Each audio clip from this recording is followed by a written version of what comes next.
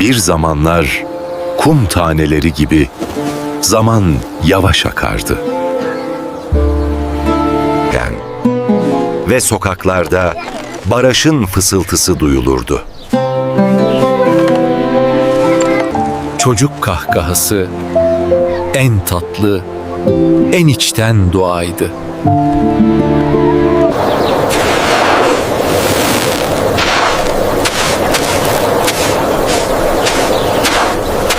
Bir dedenin gözlerinde geçmiş ve gelecek buluşurdu. Bu anı onlara nasıl anlatabilirdi? Bu huzuru bir hurmanın tadında, bir kucaklamanın sıcaklığında.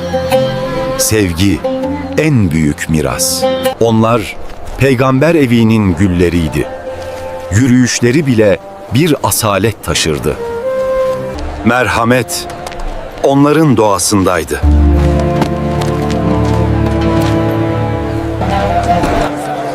Bu şehre sevgi ve umut veriyorlardı. Ama kader onlar için başka bir yol çizmişti. İslam devleti büyür, fetihler artar, zenginlik çoğalır ve her büyüyen devlet gibi siyaset sertleşir. Muaviye 1. uzun yıllar yönetimde kalır, düzen sağlar. Ama ölümünden önce bir karar verir, yerine oğlunu bırakır. Oğlunun adı Yezid 1.'dir. Bu karar bir kırılmadır. Çünkü yönetim artık seçimle değil, mirasla geçecektir. Ve yeni yönetim herkesten biat ister. Yani koşulsuz bağlılık. Hüseyin biat etmez. O kılıç çekmez. Ordu toplamaz. İsyan başlatmaz. Sadece bu doğru değil der. Ama bazen tarihte en tehlikeli şey bir kılıç değil, bir hayırdır. Çünkü güç itaat ister. Vicdan değil. Kufe halkı mektuplar yollar. Gel, seni destekleyeceğiz derler. Sen haklısın derler. Yüzlerce mektup, yüzlerce söz, yüzlerce umut. Hüseyin yola çıkar. Ama korku Kufe'ye ondan önce varır. Tehditler başlar. İnsanlar susar. Sözler unutulur. Kağıttaki cesaret gerçek hayatta kaybolur. Şehirde huzur istiyoruz.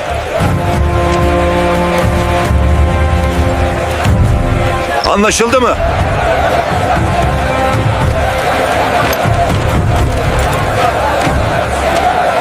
Ve sonra sessizlik. Umut rüzgarda savrulan bir yapraktı. Yıl 680. Tarihin reddettiği bir yolculuk.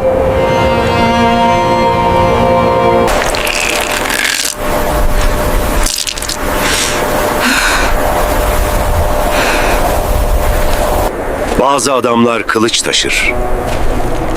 Bazıları ise bir ilke taşır.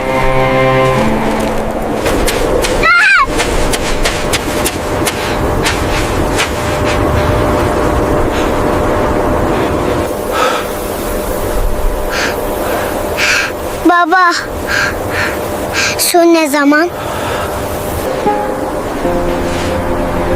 Bir babanın cevaplayamadığı sorular vardır.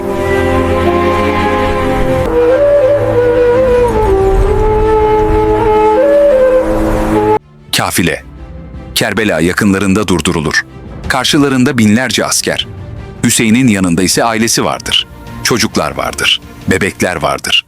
Ve ordu su yollarını kapatır. Fırat Nehri gözlerinin önündedir.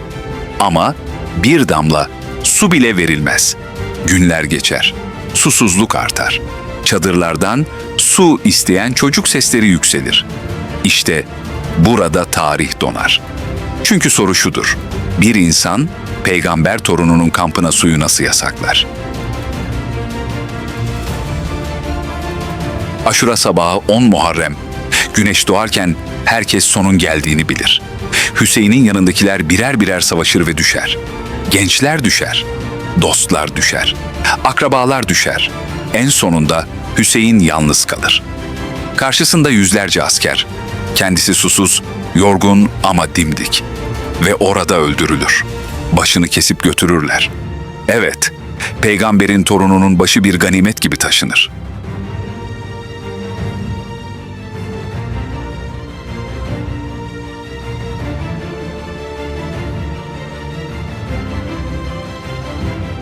Kerbela neden unutulmaz? Kerbela bir savaş değildir. Bir vicdan yarasıdır. Her çağda aynı soru sorulur. Güç için mi yaşayacaksın, yoksa doğru için mi öleceksin, emre mi uyacaksın, vicdana mı? Çöl yine sessizdir. Ama tarih konuşur ve sanki şu söz kalır. Bir torun susuz bırakıldıysa insanlık o gün sınıfta kalmıştır. Kerbela geçmiş değildir. Kerbela her insanın içinde duran adalet terazisidir.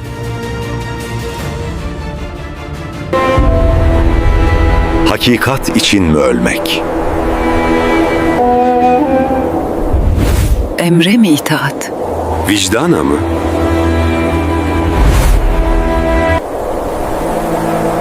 Kerbela geçmiş değildir. Her insanın içinde yaşar. Adaletin terazisi gibi.